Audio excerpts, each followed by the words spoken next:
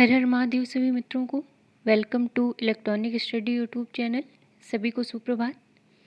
Daily current affairs की सीरीज़ में आज ये हमारी 61 नंबर की वीडियो है और रोज़ की तरह ही आज भी अपने सेशन के लास्ट में जो हमने कल करंट अफेयर्स पढ़ा था उसका भी रिवीजन करेंगे और सेशन की शुरुआत में आज के नए करंट अफेयर्स को देखेंगे।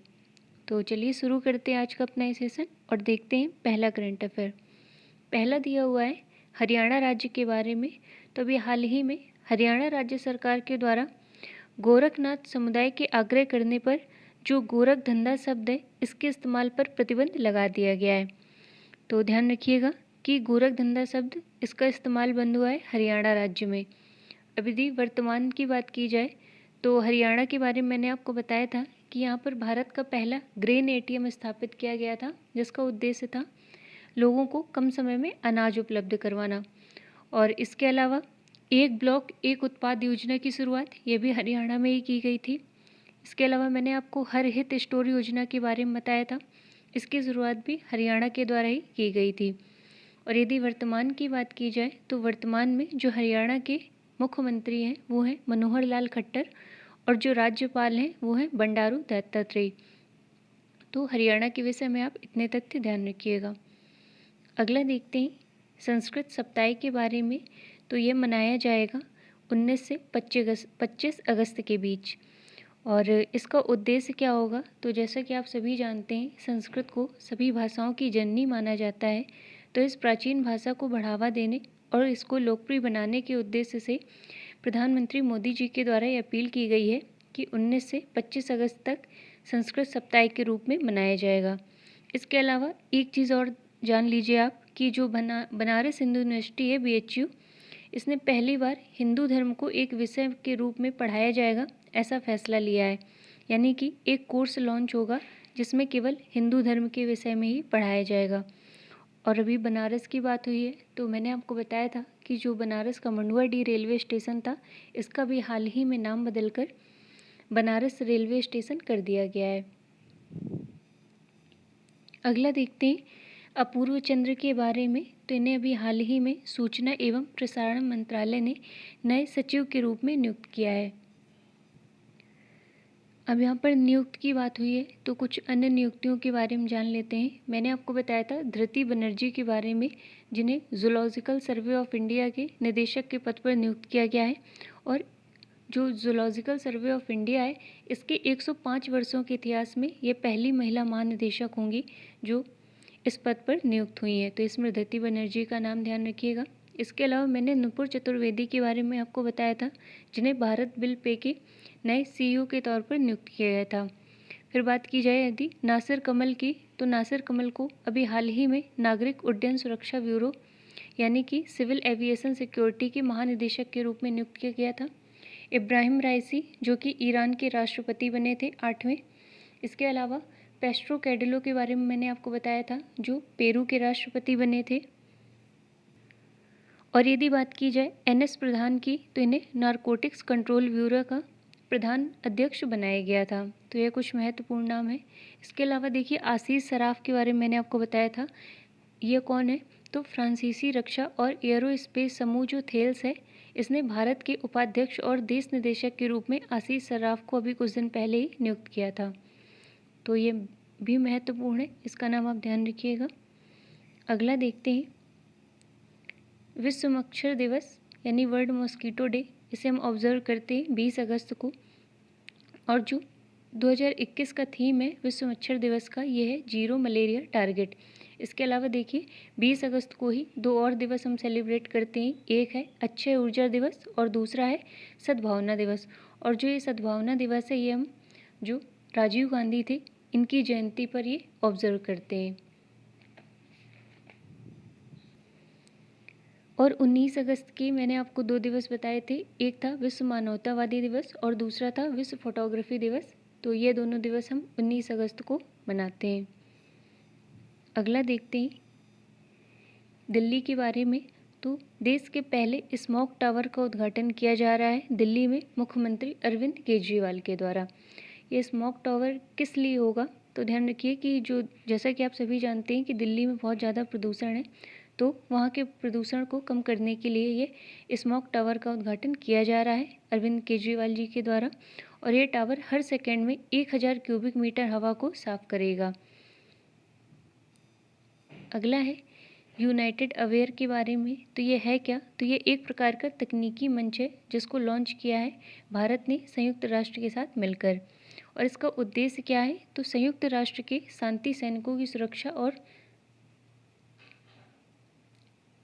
सुरक्षा के सुधार के लिए ये जो यूनाइटेड अवेयर है इसका उद्घाटन किया गया है। और इसको जैसा कि मैंने आपको बताया लॉन्च किया गया है भारत ने संयुक्त राष्ट्र के साथ मिलकर। संयुक्त राष्ट्र जिसकी स्थापना होती है 24 अक्टूबर 1945 को। अगला देखते हैं राष्ट्रीय युवा पुरस्कार। तो ये दिया गया है अनुराग ठाकुर के द्वारा जो कि वर्तमान में खेल मंत्री हैं। तो इस वर्ष ये मिला है मोहम्मद आजम को। और ये कहाँ से बिलोंग करते हैं? तो ध्यान रखिएगा ये तेलंगाना की है।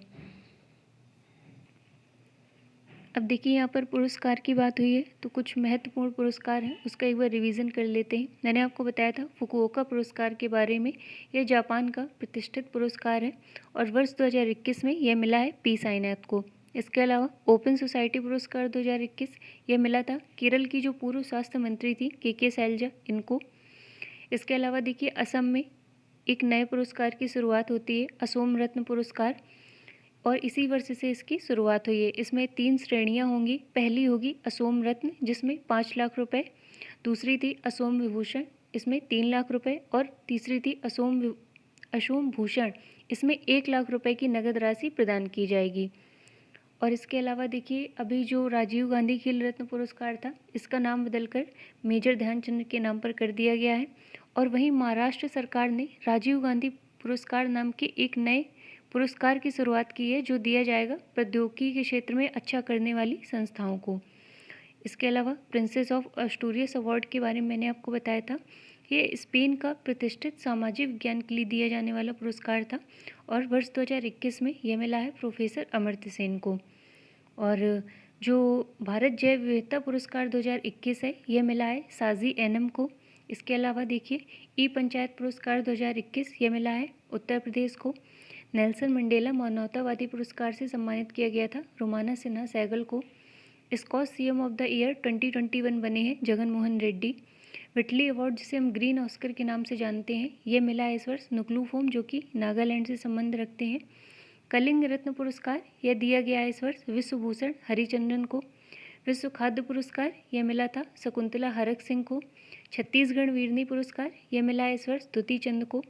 और वाइल्ड इनोवेटर अवार्ड 2021 ये मिला है कृति करंत को। और इस प्रकार वाइल्ड इनोवेटर अवार्ड जीतने वाली ये पहली भारतीय महिला भी बन गई थी। अगला देखते हैं एक रिपोर्ट के अनुसार क्रिप्टो करेंसी अपनाने में भारत का स्थान कौन सा है? तो भारत अपना दूसरे स्थान पर है। और यदि आपसे पूछा जाए क्रिप्टो करेंसी का सबसे ज़्यादा यूज कहाँ होता है तो पहले स्थान पर है वियतनाम और दूसरे पे अपना भारत। तो आज के सेशन में इतना ही। मिलते हैं अपने नेक्स्ट वीडियो में।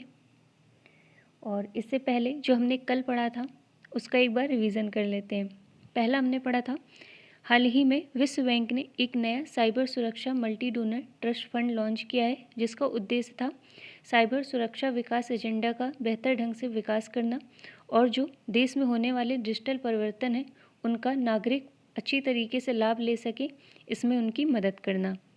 फिर हमने पढ़ा था PR श्रीजेश के बारे में जो कि एक हॉकी प्लेयर है। इन्हें केरल एडवेंचर टूरिज्म का ब्रांड एम्बेसडर घोषित किया गया है।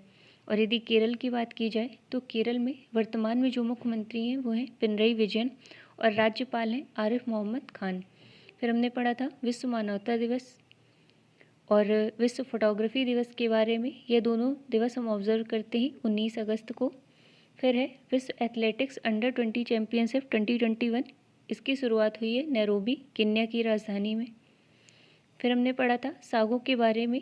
तो हाल ही में वर्ल्ड हेल्थ ऑर्गेनाइजेशन ने सागो नामक एक सलाहकार समूह का गठन किया है और इसका उद्देश्य क्या है तो महामारी को व्यवस्थित रूप से समाप्त करना। और यदि वर्ल्ड हेल्थ ऑर्गेनाइजेशन की बात की जाए तो 7 अप्रैल 1948 को इसकी स्थापना होती है और इसके मुख्यालय जिनेवा स्विट्जरलैंड में स्थित है। और जो हम स्वास्थ्य दिवस के रूप में ऑब्जर्व करते हैं वो 7 अप्रैल को ही करते हैं। फिर हमने पढ़ा था केरल में भारत का पहला फॉरेंसिक लैब और रिसर्च सेंटर खोला गया है। अगला है जज्बा तिरंगा के बारे में। तो ये एक प्रकार का 400 किलोमीटर रिले मैराथन था जो आयोजित किया गया था सैनिकों के मध्य भाईचारे को बढ़ाने के लिए। तो इसका आयोजन हुआ है जम्मू कश्मीर में। अगला है फ्रूट्स पोर्टल के बारे में मैंने आपको बताया था। ये लॉन्च किया गया था कर्नाटक विकास ग्रामीण बैंक के द्वारा यानी केवीजी बैंक के द्वारा।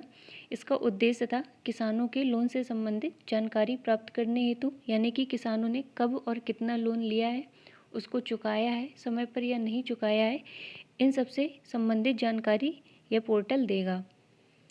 तो आज के सेशन में इतना ही।